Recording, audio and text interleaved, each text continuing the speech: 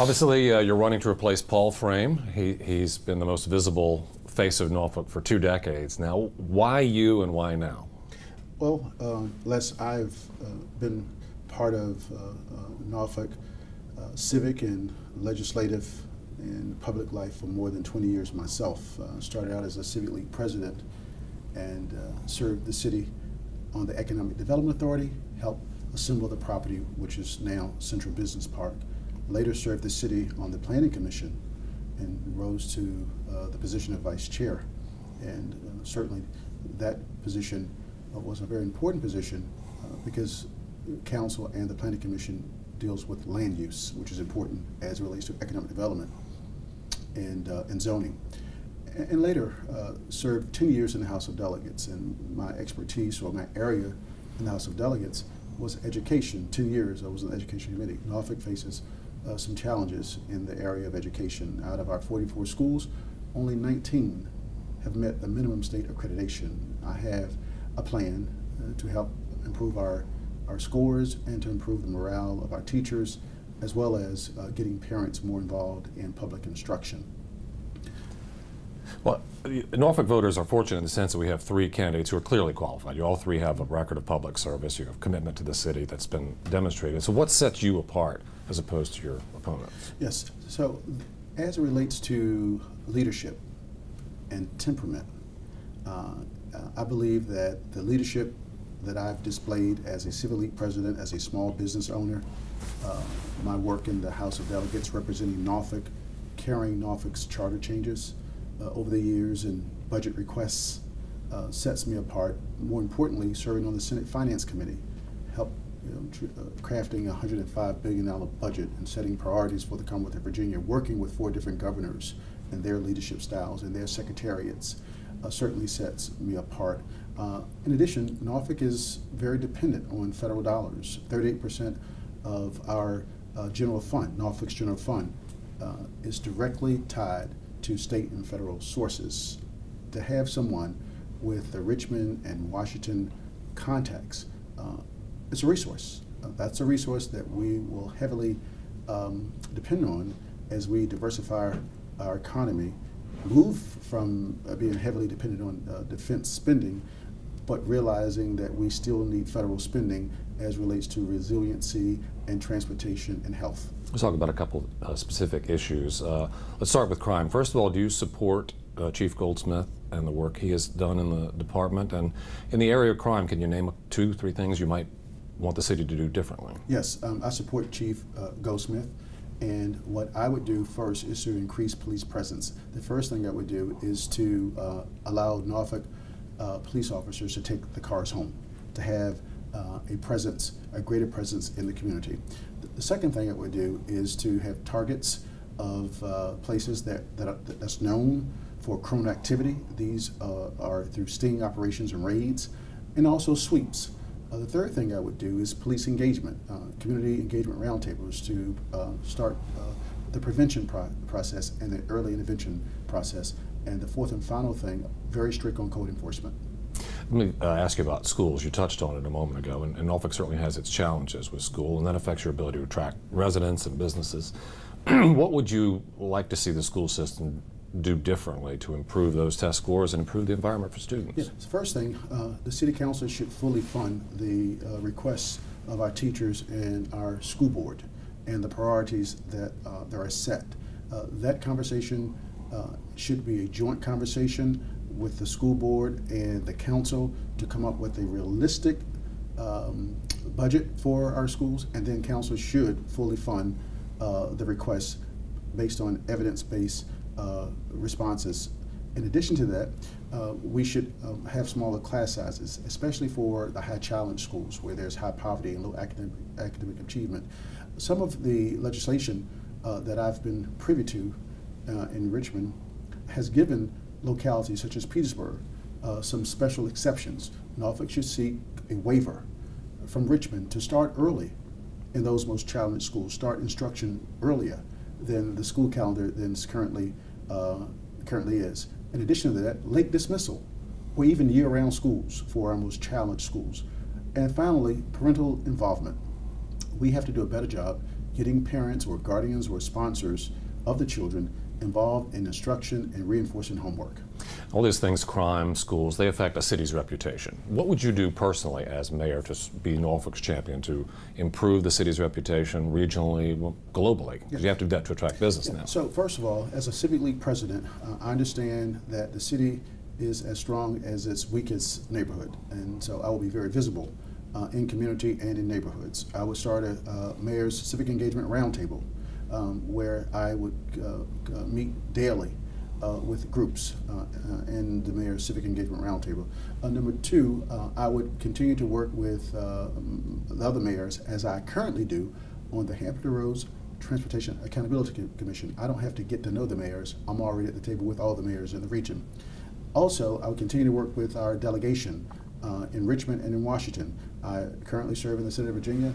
I currently have friends and endorsements of the majority of the members in the Hampton Roads delegation, as well as in our federal delegation. As you know, I serve with both Mark Warner and Tim Kaine, as well as with members of our House of Representatives.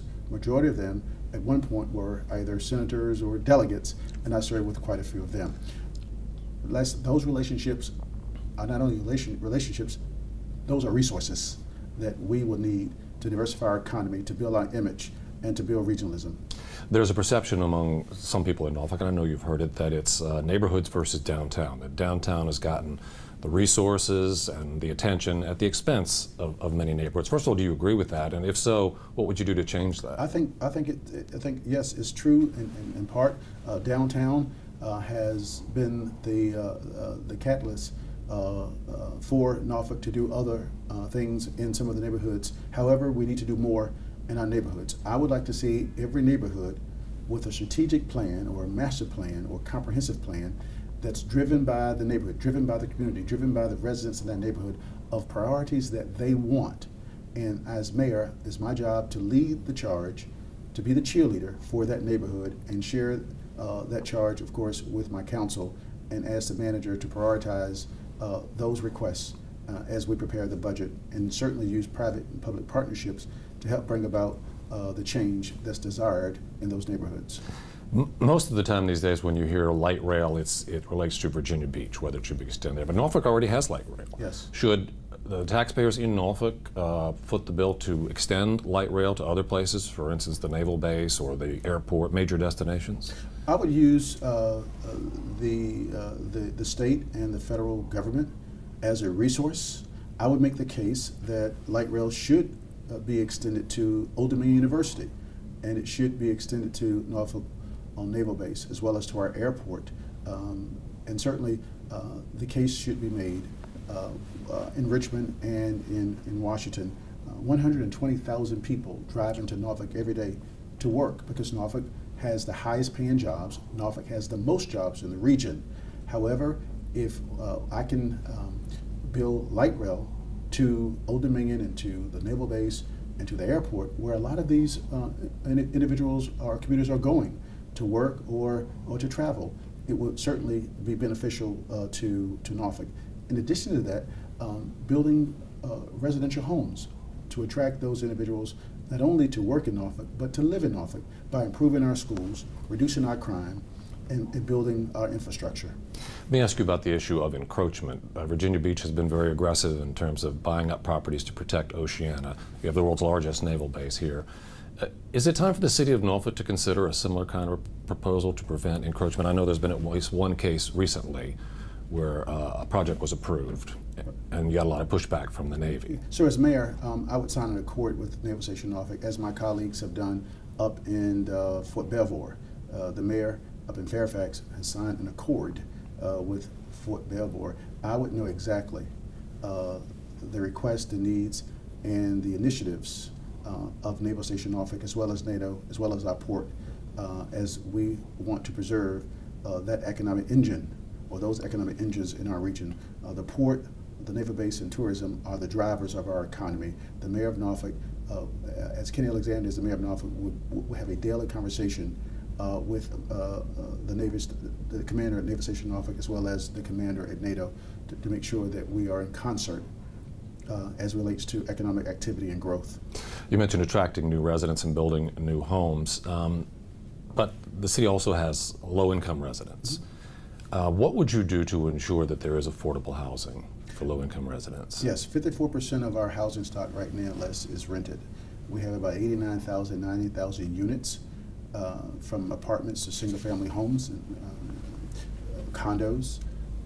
54% of our housing stock is currently rented. Certainly, so building affordable homes, single-family homes. I think you have mixed. We should have mixed-use neighborhoods. We did an excellent job at Broad Creek, where you have market rates and market rents and mortgages, as well as those who are living in subsidized housing. So there's a professional way to do it so that no one is displaced, that residents are included, but at the same time, we're putting properties that are currently non-tax on the tax roll. 36% of Norfolk's property is non-tax. Makes it very difficult for us to grow our economy as we use land use or real estate taxes as the #1 driver of our revenue when you have 36% of your property non-tax. It makes Norfolk the 12th most fiscally constrained locality in the Commonwealth because our inability to tax those properties. And we're talking properties that are currently held by the Navy, by museums, by the hospital, by the port. Wonderful institutions, wonderful agencies. They provide certainly benefits to the region. However, we need to look at our public housing stock and to see how we can repurpose, reconstitute those properties to be more income producing by having a mixed use. Mixed use meaning ratepayers, market ratepayers, as well as subsidized housing. Let me ask you about sea level rise. You know, get 2 inches of rain and the street out here floods, right? We call it Lake Olney. A lot of neighborhoods in Norfolk have flooding. City recently got a very large federal grant. Is there a role for the city to play in sea level rise, or is that a federal and state function? No, it's all three. All three. The $120.5 million that we received through HUD is primarily for Old Dominion to work with 3 localities: Norfolk, Newport News, and Portsmouth, primarily to study with the Army Corps of Engineers to study. However, to address the flooding and the recurrent flooding at Pretty Lake and Higher Creek and Mason Creek and Newton Creek and Chesterfield Heights and Grandy Village, it would in the Hague, which is right here as you speak, it's going to take billions of dollars. So the $120 million is just to get an understanding. At Old Dominion will lead the charge. However, the city certainly should be at the table because they are municipal properties that will be ruined if we don't address recurrent flooding. More importantly, the sinking as well. We're sinking and we're flooding at the same time, only second to New Orleans. In addition to that, the federal government has certainly an interest. One of the piers, if damaged by flooding, would take $35 million to replace. And so the state, we have set up a resiliency fund in this last General Assembly session that's open for donations and open for contributions from foundations. We have the Rockefeller Center has named Norfolk as one of the first resilient cities. But less more importantly, resiliency also means how do we rebound and respond not only from the physical but also from the economic and social stressors that can cripple a community. So the answer and solution will require local, state, and federal partnerships, as well as collaboration with our universities, and as well as with other foundations and persons who are interested in building resiliency. Final question. We're near the end of a very long campaign. It's a lot of work that goes into a campaign. As we get to the end of this process, what do you think you have learned in this race, either about yourself or about the process or about the city? What have you gained through this whole process? Well, it has allowed me to reconnect with a lot of old friends that I've worked with on many city and civic initiatives, and I've visited every community in Norfolk more than once, as you know, 3 and 4 times in the same day. But also it's shown me that citizens and residents are ready for a transformational change in the education system as relates to reducing crime, as relates to building the middle class, improving our housing stock. And everyone that I've met they want the same thing. They want a better quality of life. And so, having said that, I am very honored to have so much support from a diverse group of Norfolkians, and that I have this unique opportunity to bring people together.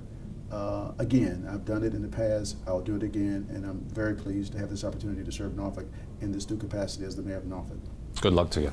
Thank you. Thanks for your time. Always good to be with you. All right, Mitch, you got it? Yes, sir. All right, good deal.